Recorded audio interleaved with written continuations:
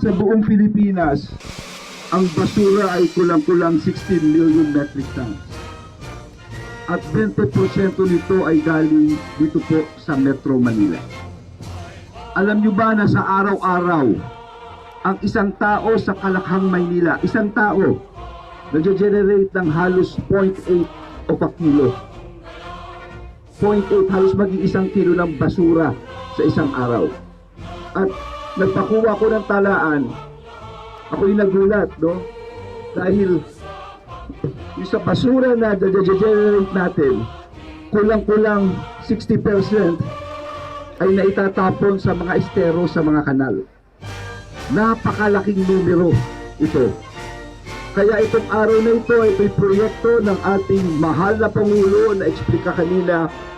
Sana hindi lang itong araw na ito, hindi lamang buwan ito, kundi araw-arawin natin ito. It should be a way of life. Dapat maski saan tayo magpunta, malinis. Naalala ko nung araw, no? Basta may kenti ka, yung basura mo, dapat ilalagay mo sa bulsa mo eh. Hindi ba? Si OD, nakita ko gano'n, nagulat ako, kaya pala kapal ng bulsa eh. Pagtingin ko, puro plastic. Akala ko kinuha yung candy, puro basura pala. Dapat yun ang isa-isip mulat natin sa mga bata. Kasi ang malinis na tao, malinis na bahay, malinis na pamilya, malinis na komunidad, malinis na bayan, malinis na bansa. Napaka-importante nito. At yan ang mensahe ngayong umaga ng ating mahal na Pangulo. Kung kaya kami, sanib-sanib na ahensya ito. Maraming salamat. Alam ko maaga kayo lahat nagising. Pero importante ang mensaheng ito sa buong bansa. Dahil tama po, 42,000 na barangay buong Pilipinas, Luzon, Visayas at Mindanao sabay-sabay ngayong umaga maglilinis. At sana hindi lamang ito dahil we will make sure sa DILG ino-monitor namin ang performance ng bawat barangay on a monthly basis and quarterly basis. Magkakaroon ng awarding ito, no? Ito po ang gagawin natin. Tututukan talaga namin ito. Ano magagawa natin? Number one, spirit of volunteerism. Napaka-importante yan. Number two, importante ang recycling.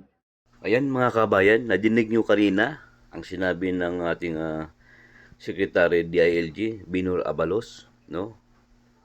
Na utos po ng Pangulong mahal na Bongbong Marcos na linisin ang lahat ng Pilipinas, no? Ang lahat ng basura sa Pilipinas sa barangay. Linisin dapat yan. Huwag puro kalat. Ayan o, nadinig nyo ba? Nagsama-sama ang mga ahensya ng gobyerno. DILG, DNR, DOLI, BGMP, BEP, no? Bureau of Fire Protection, DOH, at saka EMDA. Sino bang iba dyan? Saka Estero Ranger, yung sila po yung kumukuha ng basura. Ito po yan sa mga yan, yung sa mga irrigation, no? Sa Basico Barangay, Basico Barangay, Manila, mga kabayan. Ayan po, nagsama-sama lahat ang mga ahensya na kailangan dito para maglinis, no? Maglinis sila para ipakita talaga doon sa Pilipinas, sa buong Pilipinas, na simula na ang paglinis sa buong Pilipinas. Bagong Pilipinas, no?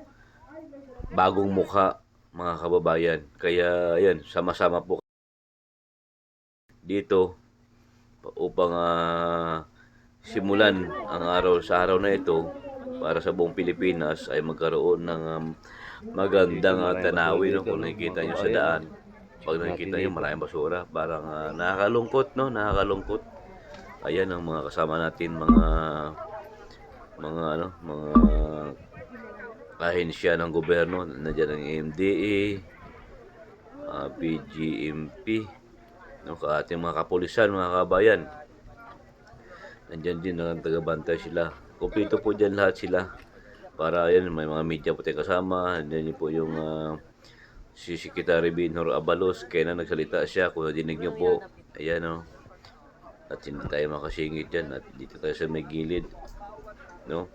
Kailangan linisin talaga mga kabayan. Ayan po, at si Binhor Abalos na nagsalita, hindi masyadong madinig dahil malayo po tayo sa kanya. Yung patuloy pa rin ang interview sa kanya, bakit ayun, patuloy pa rin yung linisin natin ang Pilipinas para sa kagandahan ng bagong Pilipinas, mga kabayan. Yung sa kabila pala dyan, sa kabila, no? Ayan ang Basico Beach, mga kabayan. Tapos pagdating dito, madumi pala. Pero doon sa kabila, malinis. Dito, ayan, no? Kung napansin nyo, lumulusong na po sila dyan. At marami na nakuwang basura. Lumulusong na po sila dyan. Ayan, no? Ayan, lumulusong na sila dyan. Tingnan mo, no? Grabe ang putik, oh.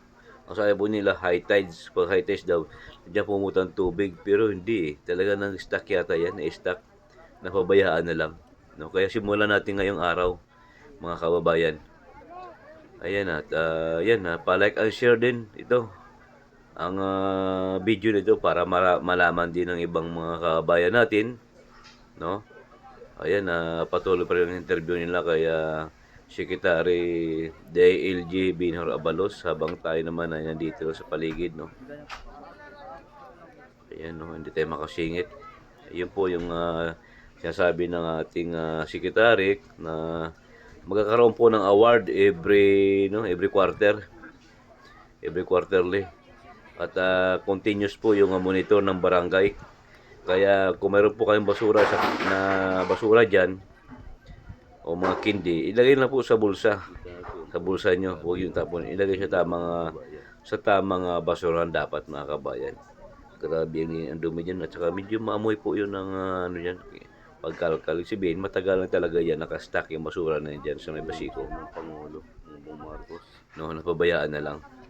Kaya, yun po ang sabi ng mahal na Pangulong Bongbong Marcos, bagong Pilipinas ay bagong tanaw, no? Bagong kalinisan. Talagang mapil mo talaga yung kalinisan. Dapat yung mga mayors, mga barangay ay dapat ang manguna. Kasi kapag walang ang leader na nangunguna, bali wala rin po sa mga taong nasa paligid lang. Depende na siguro sa mga tao din, hindi naman lahat. Kaya ayan, no. Ayan, parang bulubundukin, no? Parang tinambak lang dyan para po dyan sa may, sa may beach, Basico Beach, mga kababayan. Unti-unti na rin nalinis nila. Nakailang sakon, nasa 300 sakon yata dyan, mga kababayan. Okay na, tambak talaga dyan, no? Ayan, medyo nakikita na rin yung tubig. Yan po sila, yan po yung mga, tawag dyan, Estero Ranger. Yan subukan natin magsingit dito. Yan po si Ma'am Bit De Leon ng JLG. Kasama po natin. Yan, grabe, malinis na po. Ayan, unti-unti na. Ayan, mga kabayan, pa-like and share at thank you po sa nanood ng video ni Boss Roger TV. Maraming salamat po. At huwag niyo pong kalimutan i-subscribe and like and share. Goodbye. Bye.